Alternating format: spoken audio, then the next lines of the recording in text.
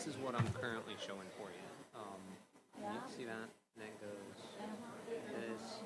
So there's not even the red Good, slides good, there. because those are what I'm going to So- regurgitate. Okay, so do you have all the slides then that you need? Like if you would end on Yeah. the assignment, and then you'd have Go that. back to this one. Yeah. Yeah, because this stuff I'm going to like say Yeah. 55 times, Okay. maybe 56, depending Yeah. on how it rolls okay. out, because I have to be nice.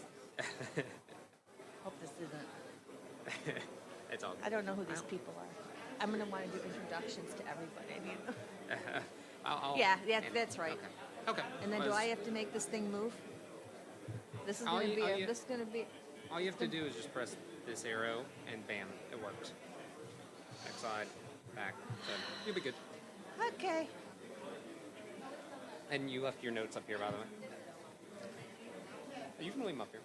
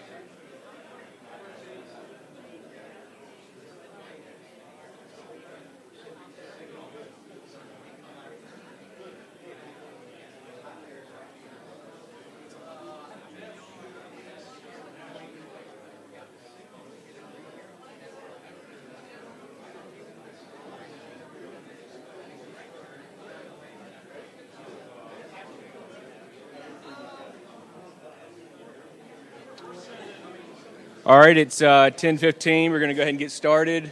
Welcome to Progress and Promise, an update on Express Design traffic evaluations. And at the end of the session, there'll be a QR code, which is up there now, and there'll be one place on the screen if you want PDHs. And I'm going to turn it over to Matt Quisenberry.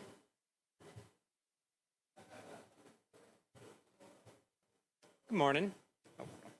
Test. Sorry, I got to lean over a little bit. As James mentioned, my name is Matt Quisenberry. I'm an engineer with the Feasibility Studies Unit. Today, the Feasibility Studies Unit and Traffic Management Unit and Congestion Management section would like to provide you with an update on where we are in the joint implementation of the Express Design Traffic Evaluation Program or EDT for short. And I promise you it's not the last time you'll hear an acronym during this presentation, but I promise I'll try to keep it as few and far between as possible. So here's an overview of our session. I'm especially excited for getting out of the way and going to bullet number 3, EDT success stories, because that's when Joe Hummer over here, or Dr. Hummer, can jump right into some fun examples and stories of the benefits of an EDTE and how it's been a benefit some projects that have either been developed already or are being developed. And however, it's important that Elise Groundwater and I briefly provide you with an overview of the project scoping process, what the EDT program is, and how the EDT program integrates into project scoping. It's essential that you learn the mission of the overarching project scoping process in order for you to better understand the EDT processes and its benefits. So the work completed by the Feasibility Studies Unit primarily takes place during stage 1 of the Project Delivery Network, or PDN for short. Our unit is responsible for investigating candidate STIP projects that are viable and are likely to become programmed or are programmed already and needed scope and cost better defined. Our goals are to identify and document a project's need and purpose, and to do so in coordination with the local stakeholders, to determine viable alternatives and alignments for proposed projects. And we must evaluate if conceptual designs will address project goals and to eliminate design alternatives that either do not meet these project goals or are not feasible.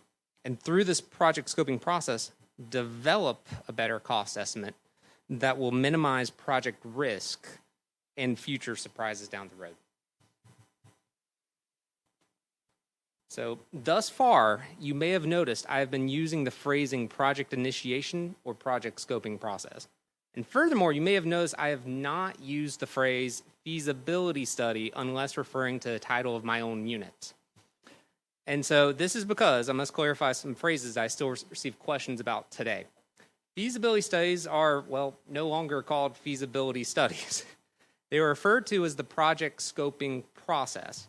This is reflective of a change that the department undertook about 5 years ago as part of the integrated project delivery effort. The project scoping process is completed in 2 phases. You have the express design evaluation and the project scoping phase. So the express design evaluation will investigate conceptual design options and prepare costs needed for the project to go through the prioritization process. When or if the project moves forward into SPOT, project scoping will be initiated.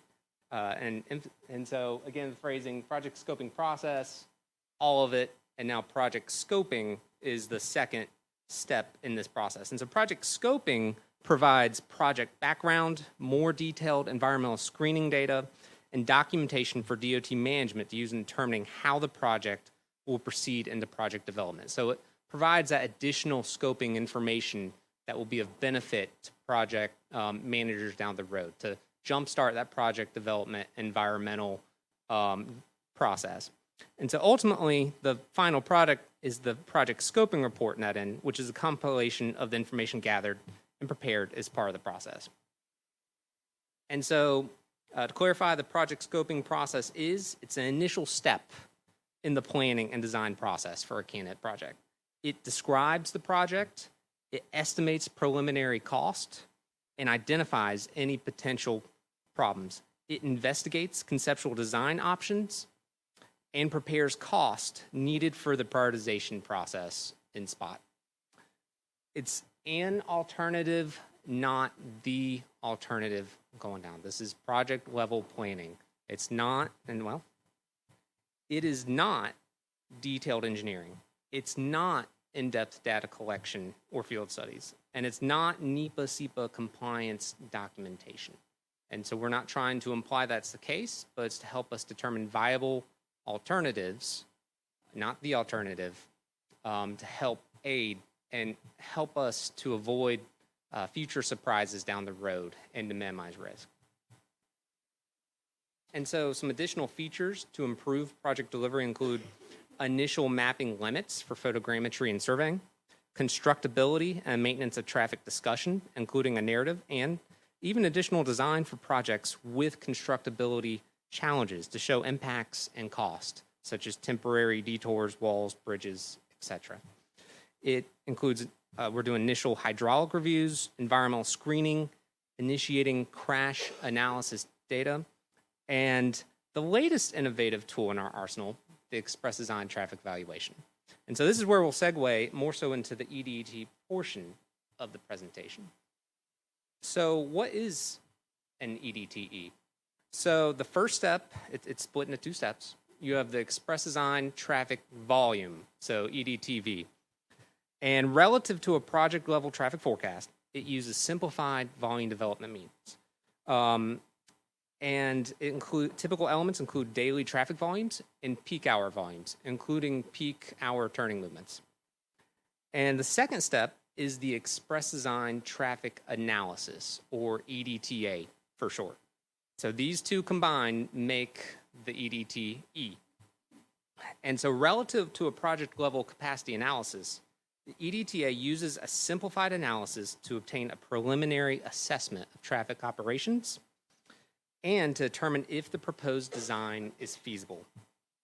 The EDTA includes recommendations for lane geometries and general storage lengths, and provides an evaluation of the design configurations for the selected build alternatives. Some key benefits of an EDTE is the time. You can typically complete one in about 3 months. This is pretty good value. For a project level forecast, it takes about 3 to 4 months for just the forecast. And for capacity analysis, I'd say typical 3 to 4 months, could vary based on the complexity. But you can do an EDT in about half the time, if not less than half the time, of a forecast and analysis combined.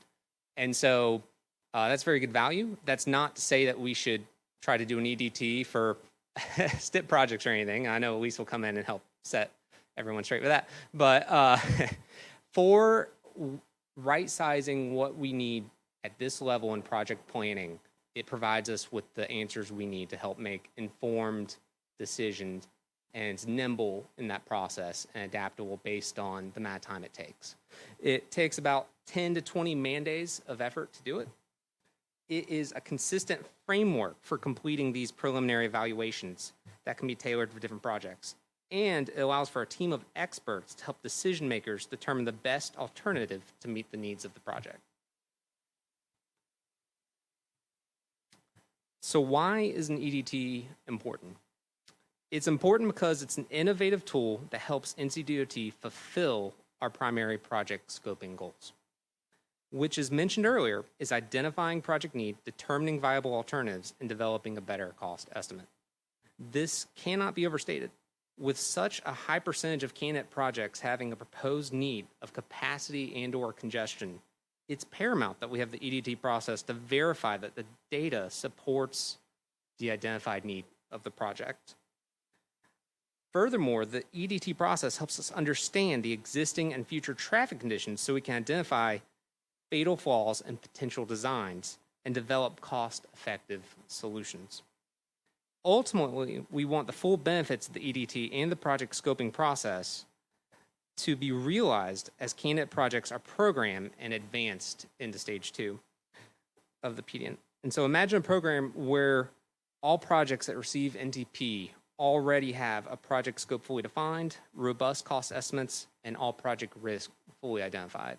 That would be a pretty healthy program, I feel like, and one that would set project managers and the team up for success. And so the EDT is a tool to help us out in those regards. And so with that, I'm going to hand it off to Elise Groundwater to provide us with an overview of the EDT.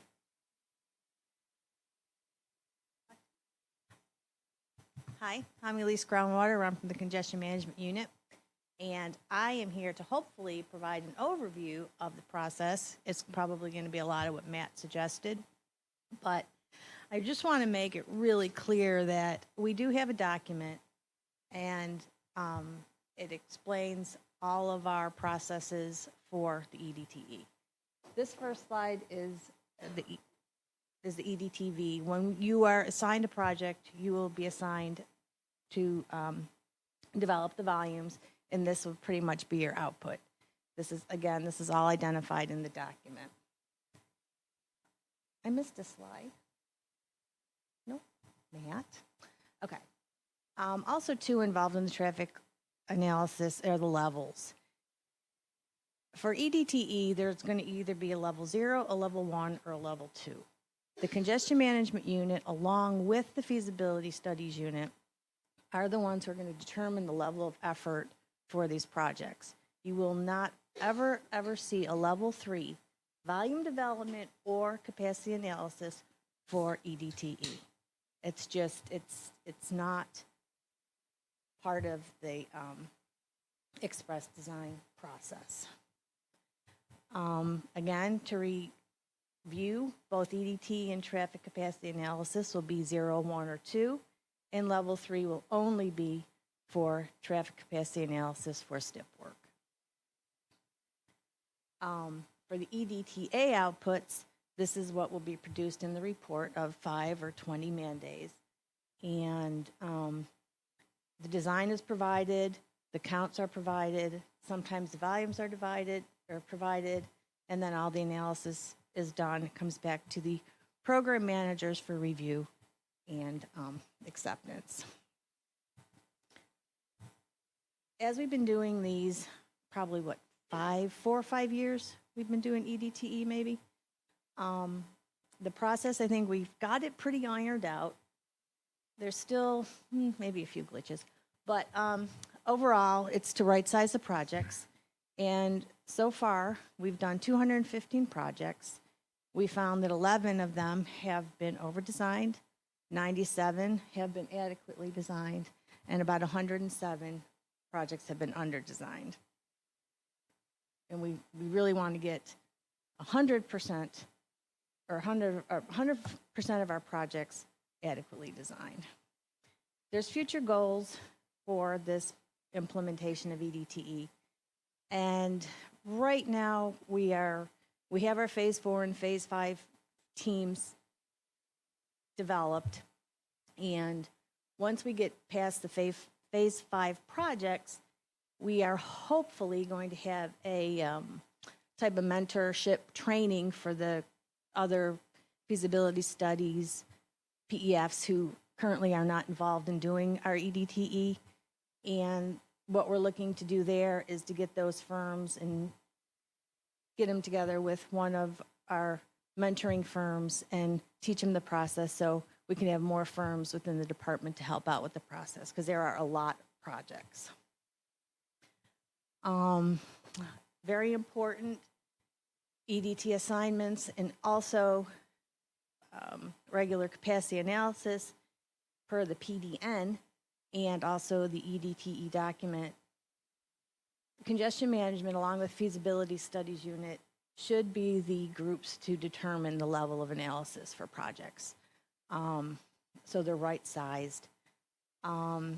We all try to work together with the program managers, the feasibility studies unit, congestion management, the MPOs, the RPOs, the divisions, to make sure we have the right design so we can move forward with the analysis if necessary for these projects.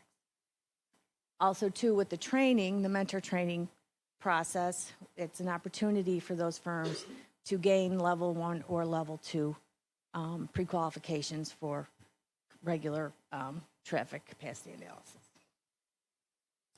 And I think that's probably all for now. And I'm going to bring Joe Helmer up to show us some examples.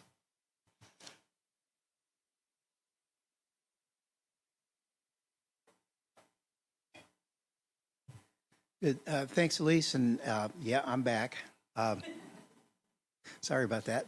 But got drafted to talk through some examples of express design traffic evaluation. These are, I think, good examples. The process worked. I think the title slide said success stories.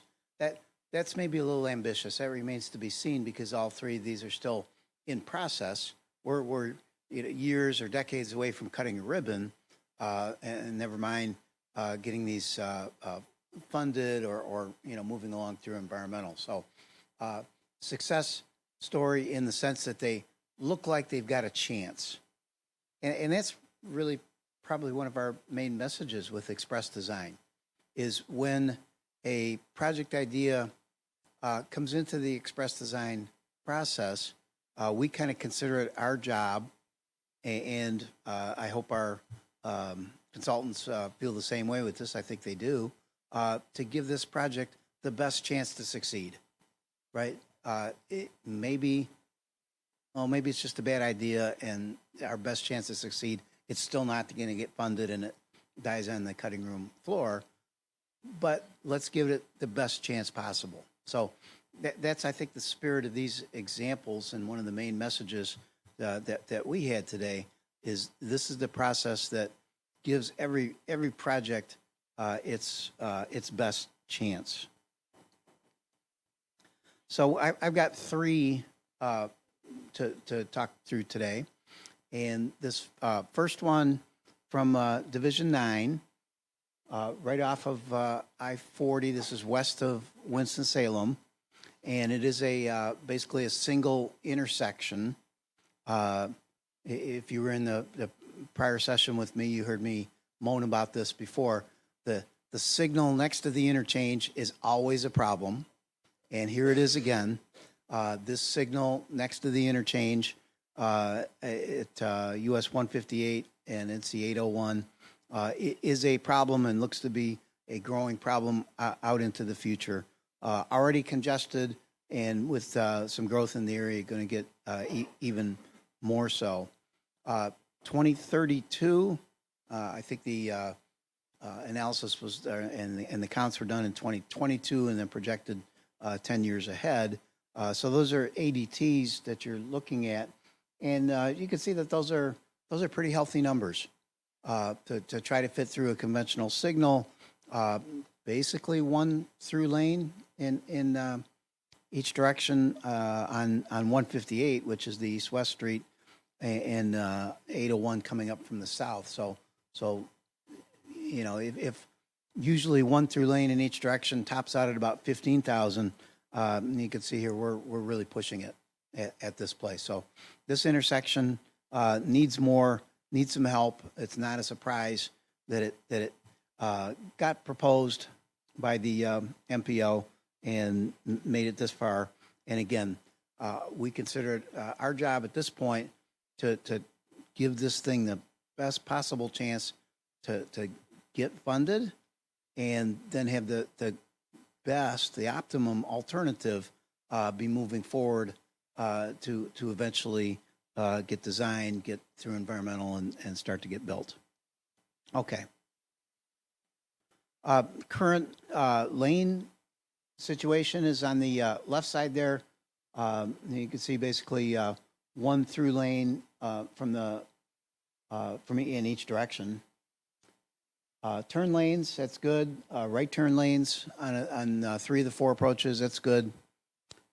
But still not enough. It doesn't take a genius to see the numbers on that previous slide and look at this geometry and say, yep, that's going to be a problem spot.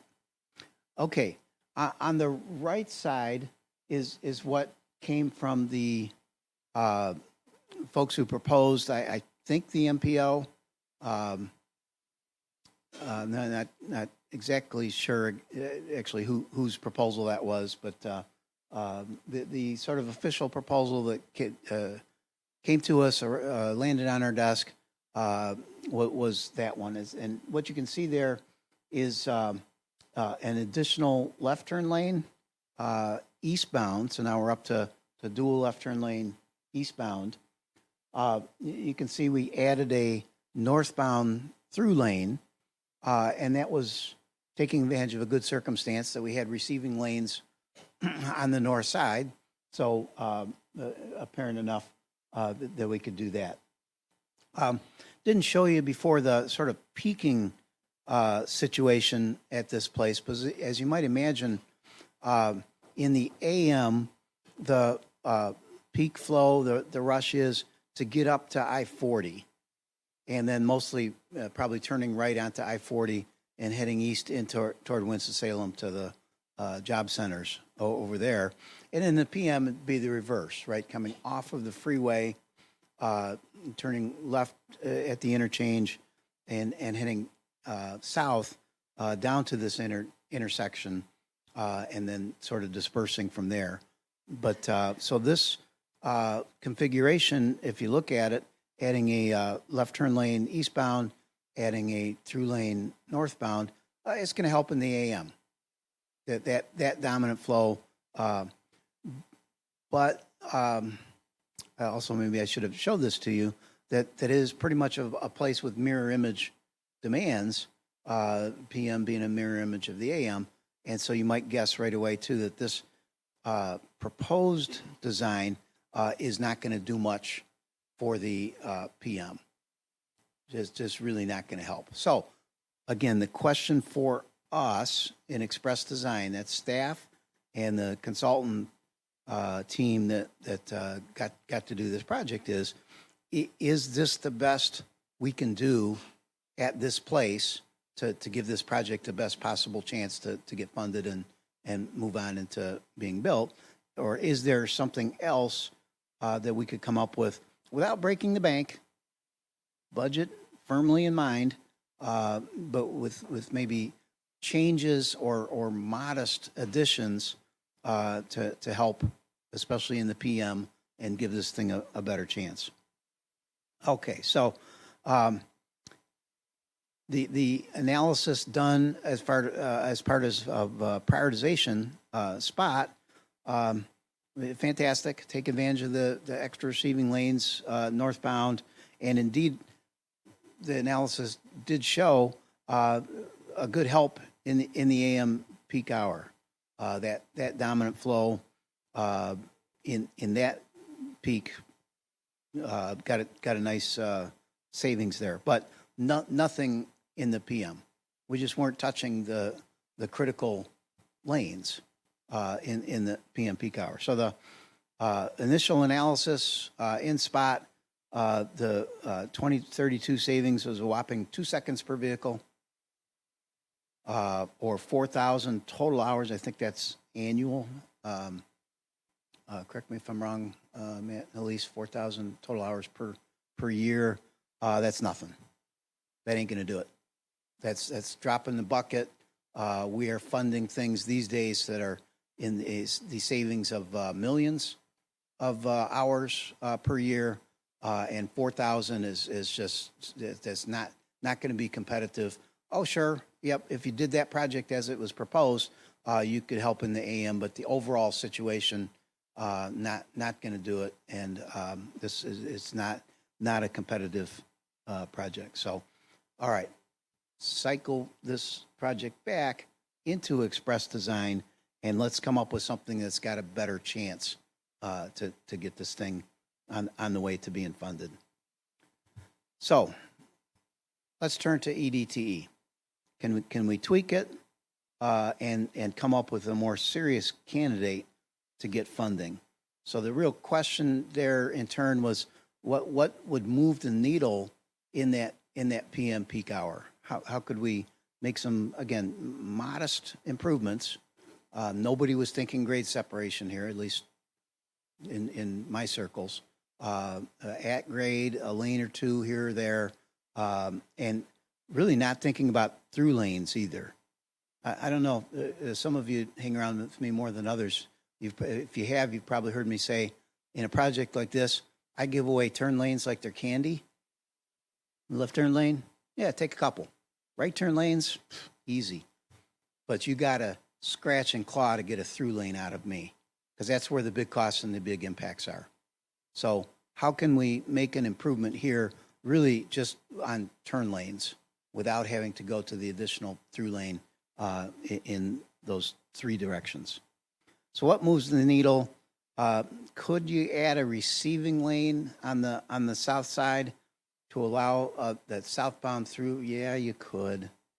And that would also allow you to have an additional eastbound left turn lane, make a dual left turn lane on that side.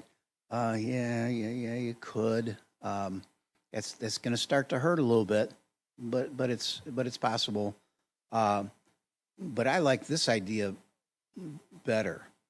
Zoom out a little bit from that original intersection picture and notice that there was already a quadrant connector roadway in the southwest quadrant there. Now, who owns that? Would they be willing to allow a lot more turning volume on that connector road? What would the public think? What do the political leaders think? These are all good questions. EDTE gives maybe you want to say an educated guess at some of those questions, but the detailed public involvement and environmental, that's all going to be a question for later.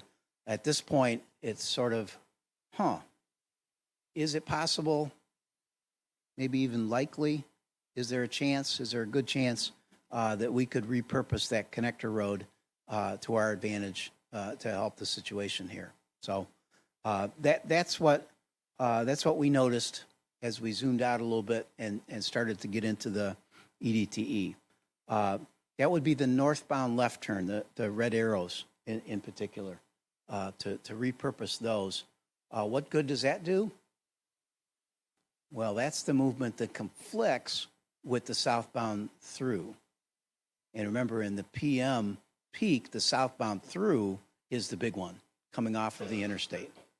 So get rid of the northbound left, which is a minor movement that otherwise isn't bothering anybody, but just get it out of the way of the big movement, the one that does bother things, the one that is the critical movement. Right? So there's maybe the insight that we're able to bring with a little bit more time, a little bit more cautious look, and a little bit kind of zoomed out that at the early stages they were not able to bring to it. Hope that makes sense. All right, so here's what numbers look like come tumbling out of the spreadsheet. These are volume to capacity ratios, critical lane analysis, which as Matt and Elise were saying is nobody's doing huge detailed traffic analysis at this level. This is quick but good enough level, and at a single intersection especially, this really should be good enough. So let's try some things here. First few rows, adding the northbound through, adding the eastbound left. Those are the things that were already proposed. And you can see in the AM, they make a nice difference to get you from 1.00 to something smaller. But in the PM, they didn't move the needle at all, right? That's what we had already been whining about. And then toward the bottom of the slide, these other rows here are the things that maybe we could do to help in that PM situation. Adding a northbound through lane, that would be a short stretch of lane add there perhaps. An eastbound left turn lane was already part of it. The southbound through would have some cost with it, but that's a contender. And then finally, toward the bottom here, what about redirecting some of those movements onto the quadrant connector road?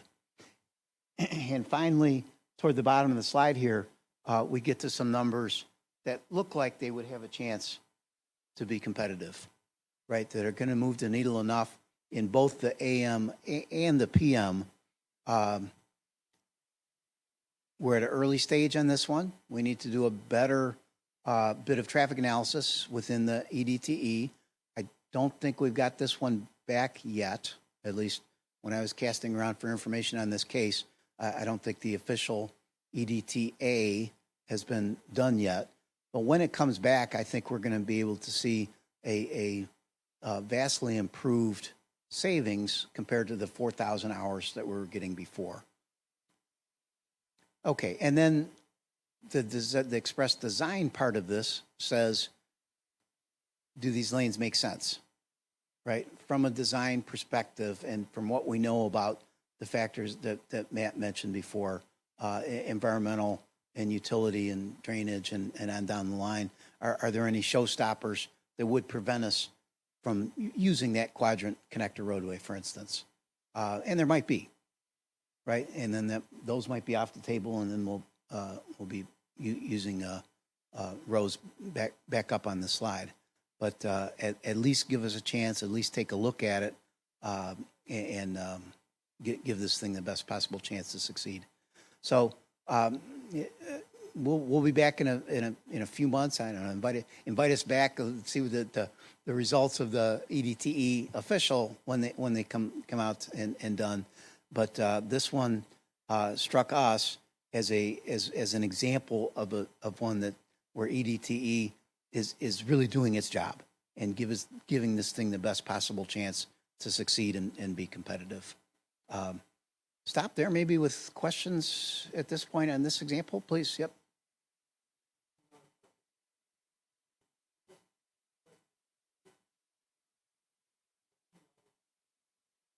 Yep. Yep. Yep. Yeah, that's a great thought. Thank you. The question was, what about roundabout? Roundabouts, and if you were in the previous session with me, the glories of roundabouts, right? Safe and efficient and relatively inexpensive, fit in a small space, and they're pretty, and they're gateway and all of that. Yep, but you also heard me say the problem with roundabout is the capacity limit, the ceiling that they hit.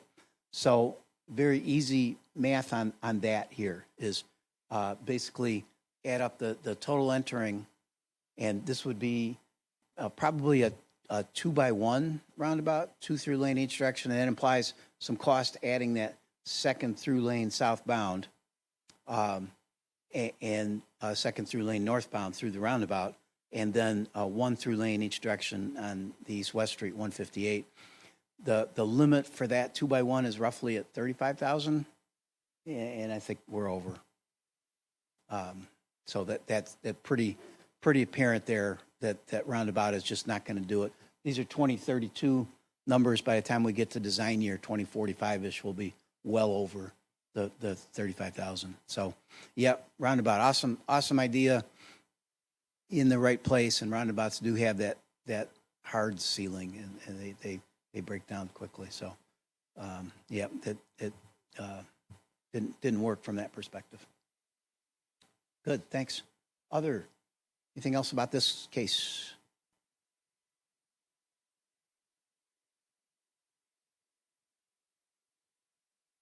Okay, good one. Thank you. Let's move on to second example. I think that was one more slide here. So yeah, with EDTA is underway. Consultant assigned, counts are underway. Make the forecast. Conduct. It's going to be level 1 traffic analysis, which is basically macroscopic.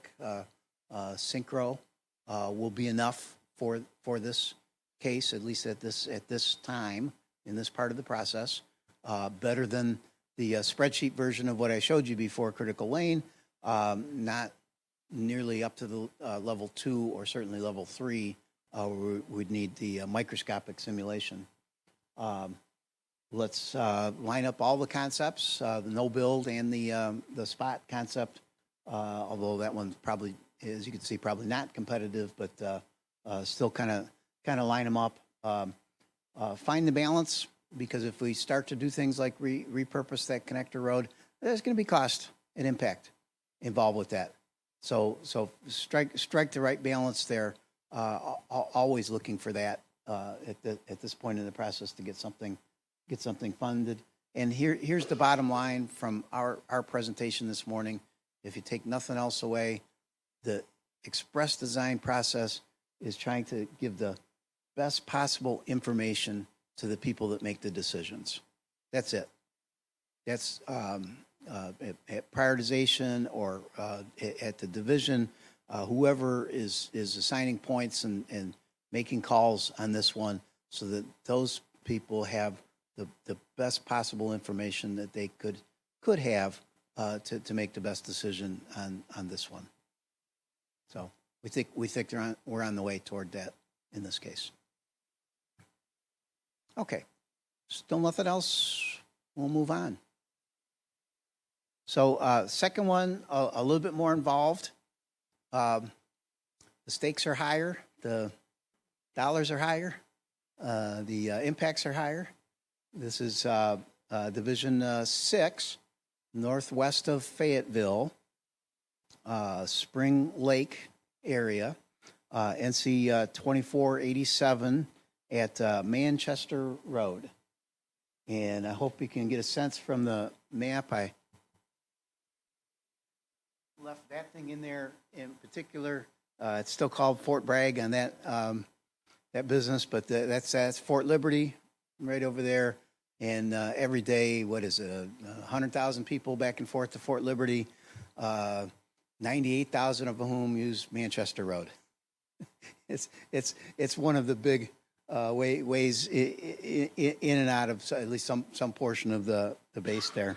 And then if you're using another entrance or exit to the Fort Liberty, you're certainly up and down NC 24 and 87 to get where you got to go to. So totally tied up with the base here.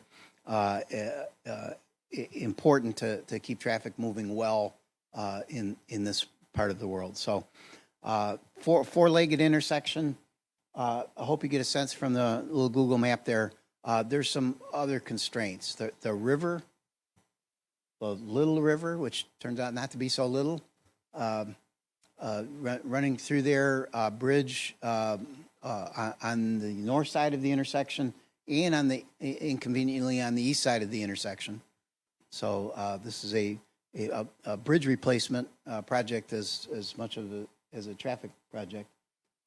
Businesses up and down along 24 and 87. Growth expected. Maybe the base not so much expected to grow much anymore, but certainly the area, the Fayetteville area and around there, expected to grow. So you can see 2032 the ADTs here, north and south on 24 and 87. Those are pretty healthy. For currently what's there is 2 through lane each direction, basically a 5-lane cross section. That's very, very big demands. And then east-west, on the east side, not so much, 5,000. On the west side, 11,000. And again, in my mind, that's starting to be on the bit of the top side of what a 2-lane roadway can handle. So that's what we're looking at. Current picture on the left there, pretty standard intersection, a bit of a skew. That's a problem, or maybe it's an opportunity. Right away, I'd be thinking, oh, maybe a quadrant connector, take advantage of that skew and get something in place. Well, we'll see. But pretty standard intersection other than the skew there. 5-lane road meets basically 2-lane road. Dual left turn lane coming out from the base from the west side, already in place to handle that bigger demand over there. On the right side, that was the idea coming out of the MPO, the planning process. It's a bridge. It's got 2 loops. Not quite the Parklow AB I was whining about an hour or so ago, because it's got 2 extra ramps there. That's a lot of structure, and then don't forget there's the river to the north side and to the east side there as well that we've got to somehow get over. So that will certainly move traffic. That's not the problem. The problem here is the ginormous cost, right? That's so much structure. That's so much right of way. And do we need all of that right of way? Do we need all of that structure for this place? Okay, so time for a short quiz. Back to my professor days here. I always enjoyed this pop quiz. Who was paying attention about an hour ago when I said if you have the meeting of 2 surface streets, 2 non-freeways, and you're considering a bridge, you should also consider what other design? CFI. Thank you. Yes, that is the. If that was your answer, you just aced the quiz. Take the rest of the day off. Thank you for paying attention. Yes, CFI. So that's the quadrant connector is on my mind because of the skew, but maybe more seriously, the CFI should really be a competitor here because of that if we need to bring capacity here, that 24 and 87 had big, huge demands. But if the bridge idea, the interchange idea is going to be too expensive, too impactful, then the CFI should be the sort of next thing up on the menu. All right. I'm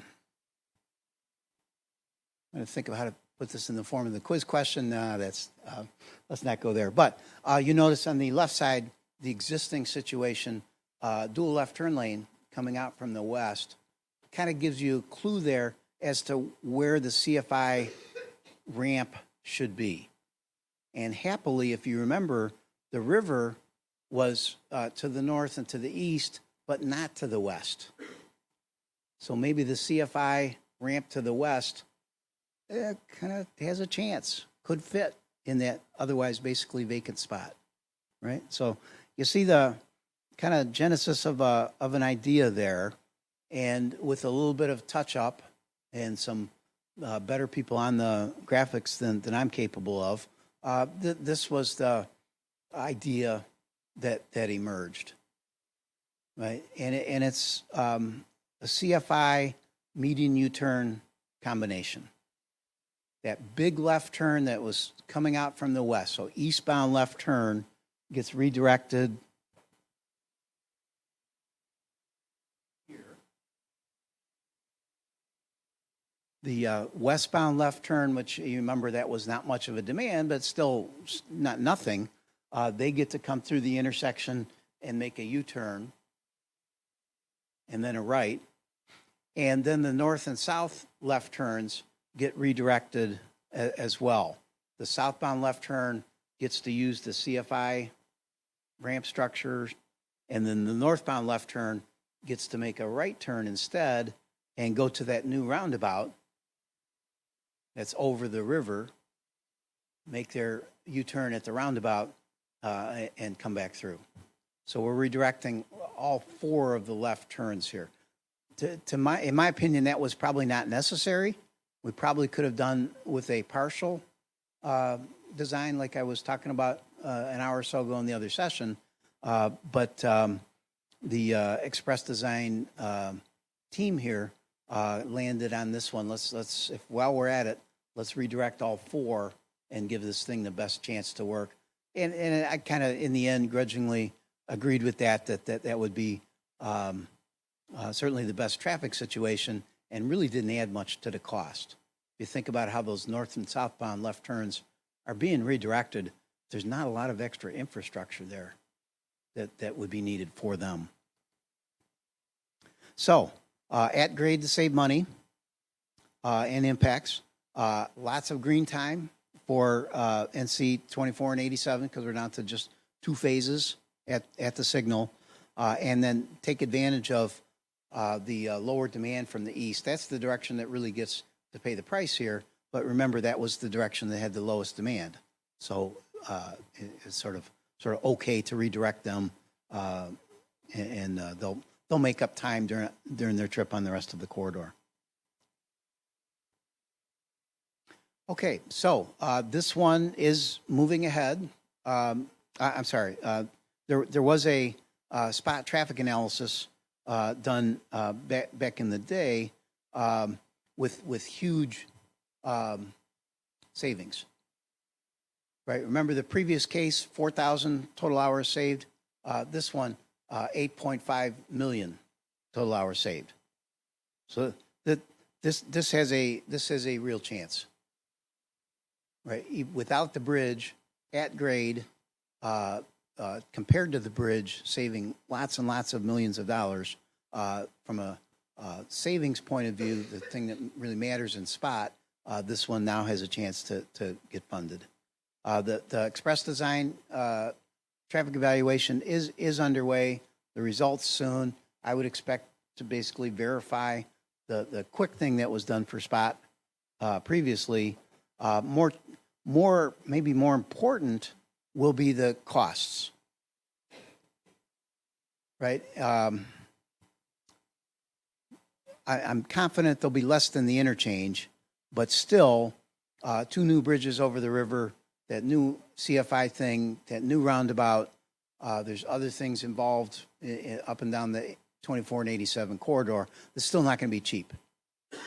So the other part of Express Design, the design part, the cost estimate part, to see how that one comes in, and will that give this project a chance to get funded. And then this bullet here, so far we've done analysis to 2032, but will this thing hold up in the design year, 2045 or 50? Probably 45. Will this thing hold up in 2045? Well, by then the demands have grown so much that they even overwhelm the CFI, and we're back to needing interchange. So that to me, that's still kind of a valid question here. Express Design will help inform us on that.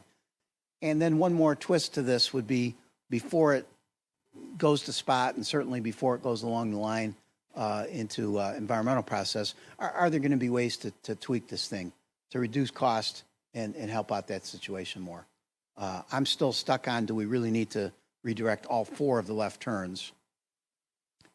I'm also looking at that picture there and saying, did that roundabout really need to be that far downstream?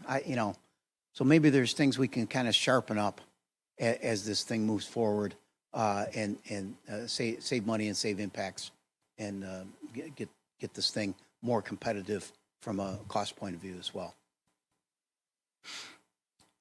Okay, that's our second case. How about questions or comments on this one?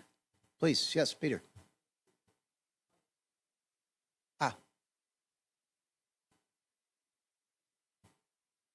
Okay, so it was funded, Peter says, and so the challenge here now is really to sort of analyze, make sure it still works in design year, and try to reduce costs and get it to be more savings that way. Yep, good. Thanks, Peter. Good. Yes, please.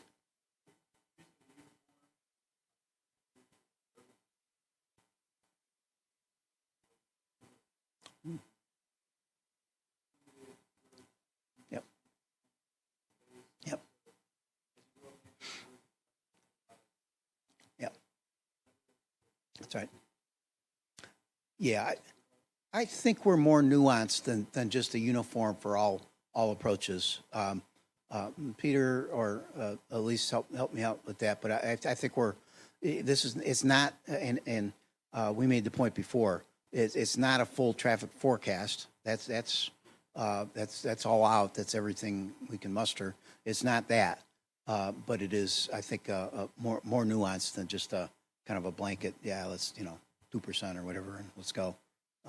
Better than that. Yeah, thanks. Good.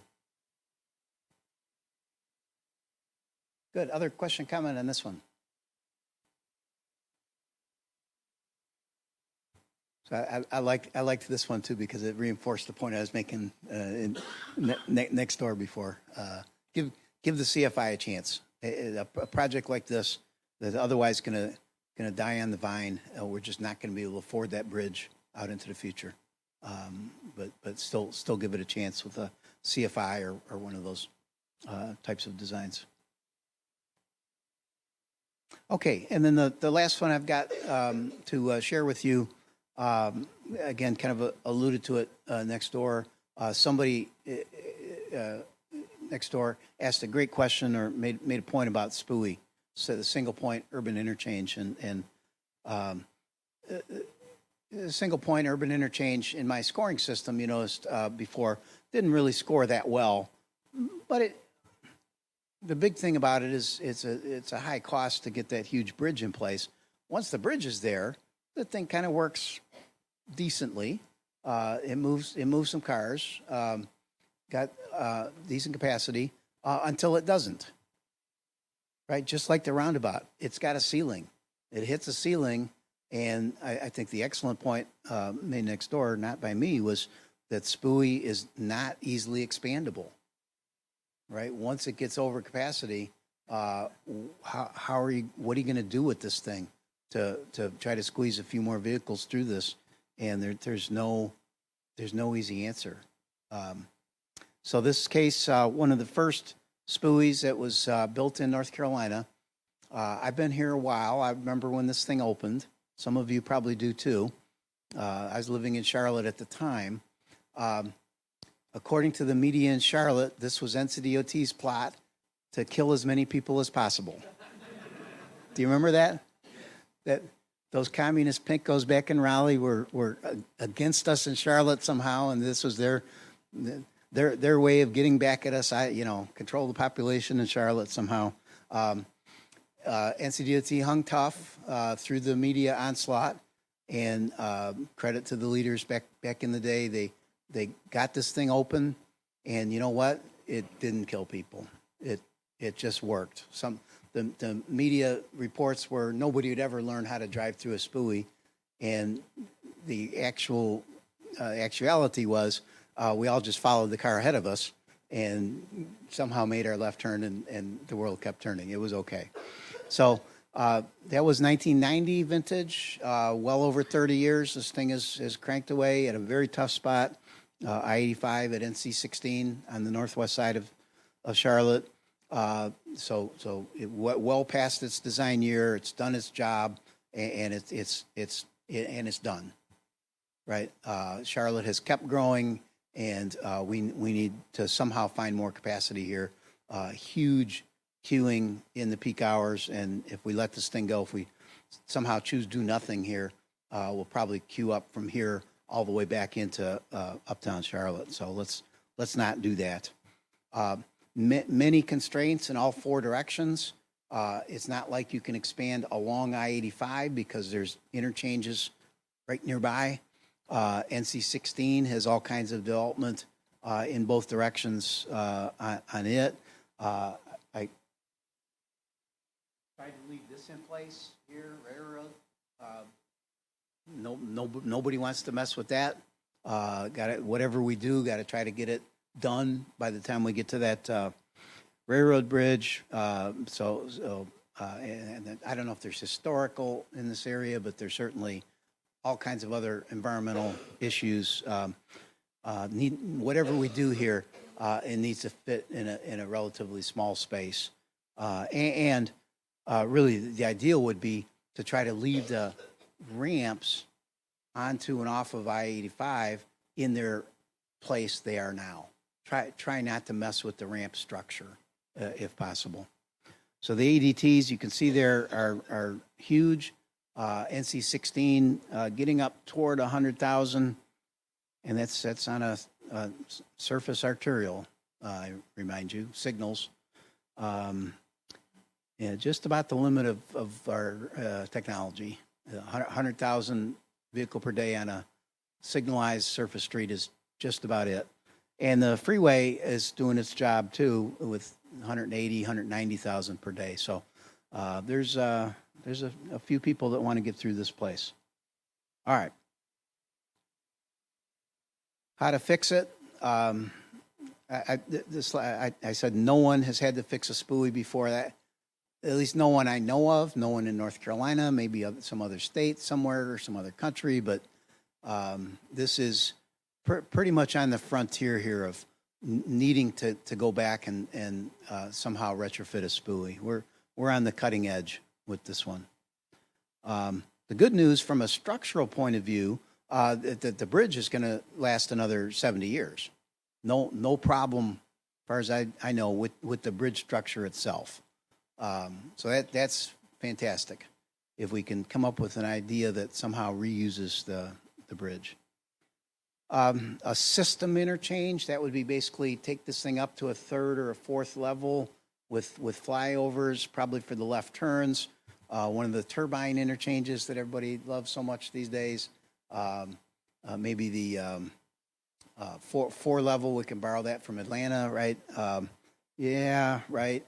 You got $1 billion laying around for something like that? I think the storm last few days here has has just used up the last few dollars we had laying around. So the system interchange, the kind of flyovers and such, were really not feasible from especially a financial point of view.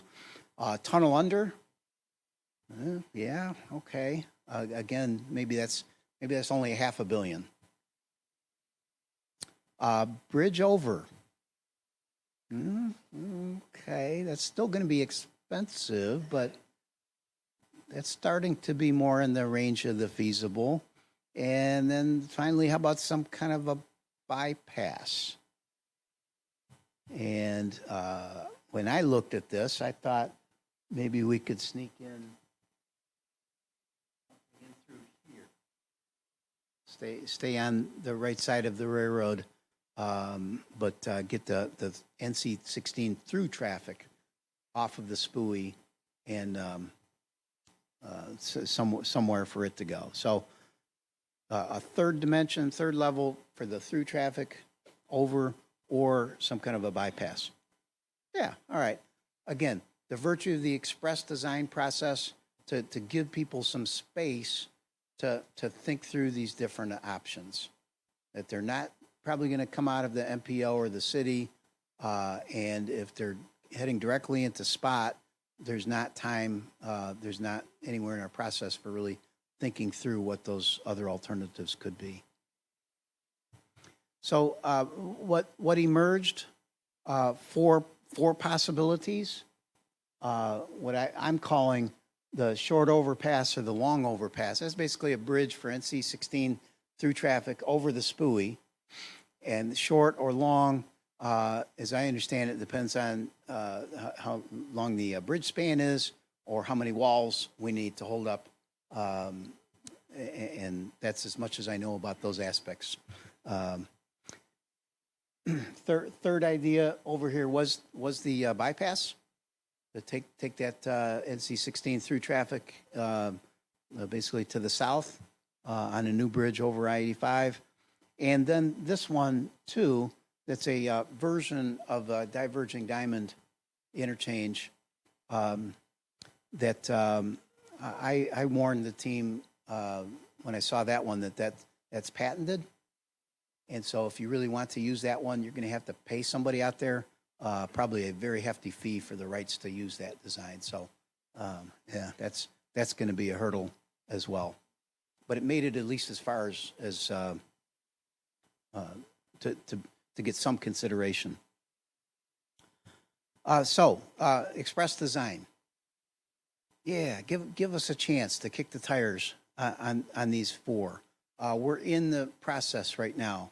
As Matt said, the project scoping report is now available. That's a nice step along the way to start to get a handle on environmental aspects, structural, geotechnical, and ultimately some cost estimates there.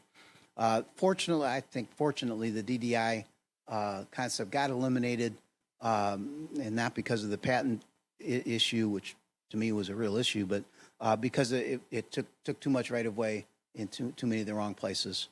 So I'd say kind of glad we looked at it and don't mourn its passing.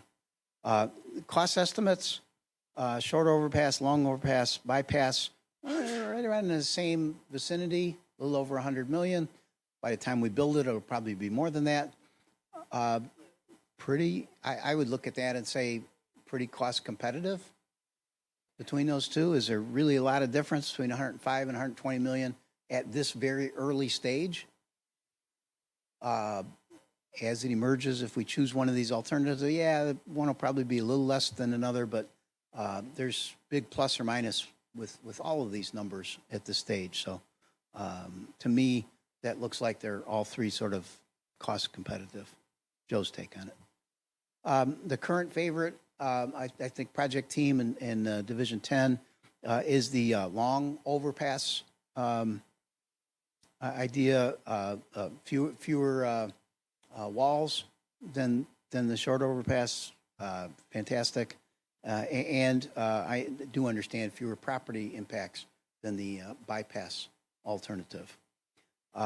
Are there differences in traffic flow?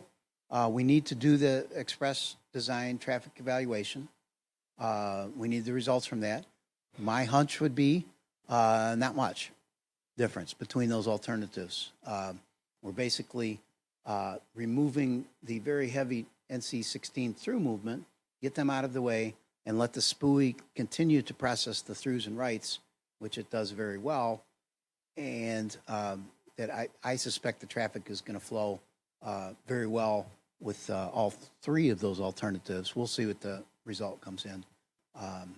But this will give us a chance. Again, the whole theme here, give us a chance to make the best possible decision. Give, in this case, Division 10, the project team, all the information they could need to get the best possible. Okay, questions, comments on this one?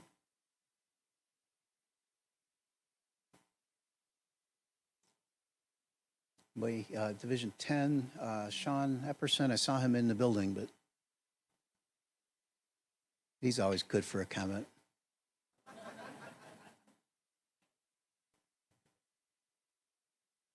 Okay. You want me to handle summary, Matt, or you want to? Okay.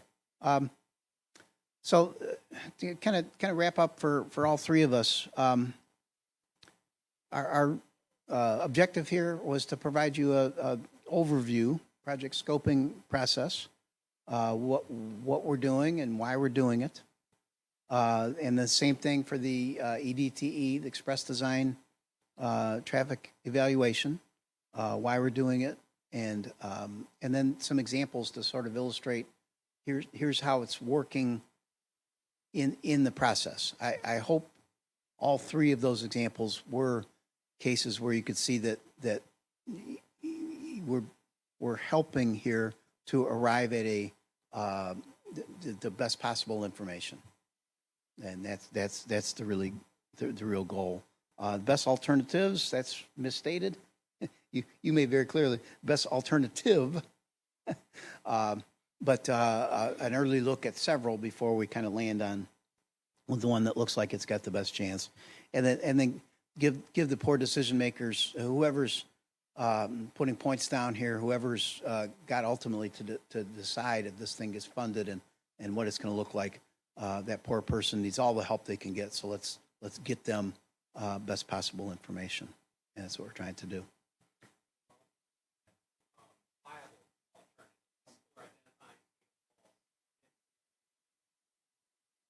No, that's awesome. That's right. That's like the first case where the fatal flaw was it just wasn't going to produce any traffic savings. The second case where the fatal flaw in the interchange was it's too expensive, and the third case here, the diverging diamond, that it was landing on too many properties and making too many right-of-way impacts. So that's right. That's right. That's fine. It's good. Let's take a look, and then let's rule it out based on good information, and that's a good process as well. Yep. Good, Matt. Thank you. So we appreciate the time, the chance to talk through this. I was very excited about this, so excited about this interchange. In the last presentation, I had to bring it back for one more look. Did I mention how pretty it is? It's just gorgeous. So it should be yeah. It's the cover photo. Interchanges Illustrated, right? So here's our contact information. With any questions or comments or anything about Express Design, please get back with us. And how about some questions now for any of the three of us? Please, yeah.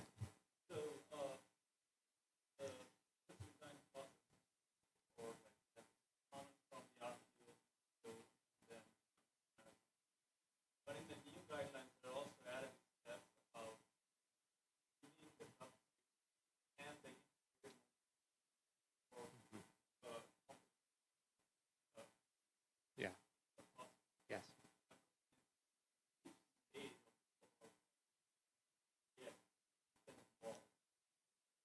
Yeah, and each project is going to be different, but we do have guidelines online. The express design, project scoping guidelines. In general, I'd say just become very familiar with those and follow those. And we always emphasize coordination, that this isn't, I mentioned feasibility studies unit earlier, but this is us collaboratively working with all units, with the traffic safety unit, and with all other, with integrated mobility division in terms of getting the best possible information at hand. But yeah, it's being sensitive to all the context of the project, whether that's safety or integrated mobility for the project. So, yeah. In the particular case of integrated mobility, I don't know if there's anybody here from that fine division, but some of us kind of view that as a negative somehow. Oh, we got to go talk with Ped and Bike, right? You know, it's a burden, it's a hurdle. I would say let's turn that around and make that a positive. Is, you know, hey, one of these alternatives is really better for Ped and Bike. Let's tout that. Let's find that and make that a feature.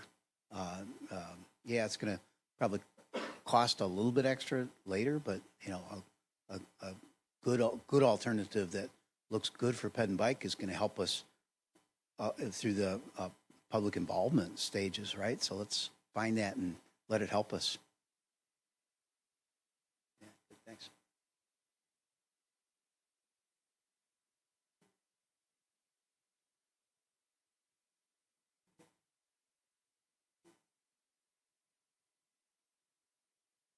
So the phrase purpose and need statement always is a sacred statement one must be careful with how they phrase.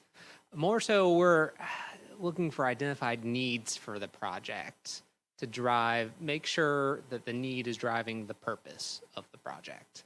So it's not to say that we're doing official purpose and need, but rather we're providing NEPA appropriate information that can best inform purpose and need later on.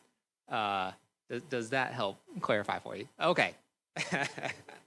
As always, I'm left with dealing with the acronyms, and Joe gets the fun example. So anyways, or phrases, so yes. Yeah.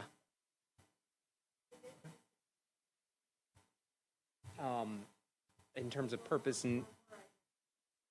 Oh, yeah, project purpose. But Zahid, you're referring to the purpose and need in NEPA, correct?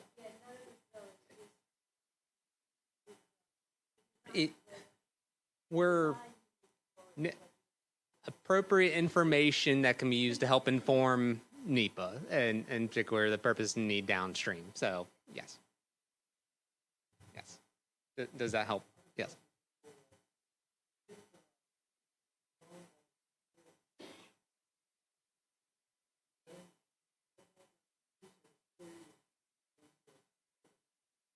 Yep. Yeah, so the question is how to fix a failing roundabout, failing from a capacity point of view, taking. Yeah, a couple of answers, but they're not really good ones. You can add right turn bypass lanes to a roundabout, and that helps a bit. You know, it depends on your turning movement pattern, if the right turns were high, but they just helps about that much. Metering a roundabout, which is to say to signalize one or more of the approaches. And I did some research on metering back when, and that metering is very popular in Australia, and they do some in Europe as well. I think they overdo it. Our research on metered roundabouts was, again, you get about that much extra capacity, helps you maybe a little bit in a peak hour, or in terms of a growing state like North Carolina, it buys you about 2 years worth of growth, and then you're right back where you were. Widening, of course, if you have a one lane around and you want to turn it into a 2x1, that certainly could help. That's weak stuff. There's not a lot of good alternatives. At some point, we really got to think about taking out the roundabout and putting in something hopefully decent like an RCI. But yeah, if you know of more, let us know. It's a tough problem. Yeah, thanks. Good. Other question?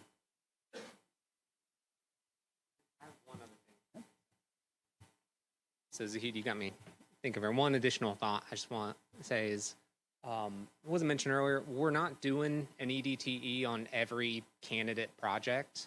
It's really, is there a traffic need for the project that is driving the purpose of it? And so we're working really hard behind the scenes, this collaborative effort with traffic management unit to screen projects, identify high priority ones in situations where there is that need, where it would benefit from an EDT to drive the purpose of it. And so I just want to drive home that point here, as well as coordinate with the locals to understand as well the context relating to that traffic need. So that's just one additional thing I want to clarify, that we're not doing an EDT for every last little project out here in Horizon, but we're being strategic about it because we don't have the resources to do it for every last project. We'll die in the process. But that's just one thing I wanted to mention.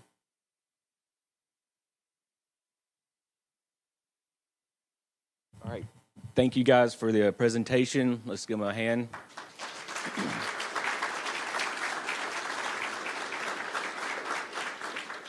A couple things before we break for lunch. There will be a QR code over here for PDHs, and I will put one on the screen. And Matt Clark has asked to return grace, so if you will hang around and join us for that.